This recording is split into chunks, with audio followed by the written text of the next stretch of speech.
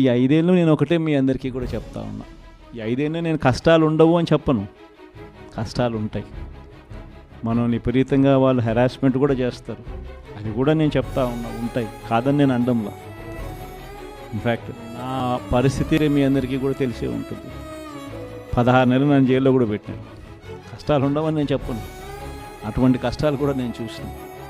కానీ ఏమైంది, కష్టాలు అనేటివి ఎప్పుడు ఎల్లకాలం ఉండవు. ఒక చీకటి వచ్చిన తర్వాత వెలుతురు రావడం అన్నది దేవుడు క్రియేట్ చేసిన సృష్టిలో ఖచ్చితంగా జరగాల్సిన కార్యక్రమం. కాబట్టి కష్టాలు ఎక్కువ రోజులు ఉండవు. ఒక రాత్రి వచ్చిన తర్వాత ఒక పగులు రాక తప్పదు. ఎన్ని కష్టాలు వచ్చినా మళ్ళీ 5 ఏళ్ళకి 2029లో మళ్ళీ మనమే వస్తాం.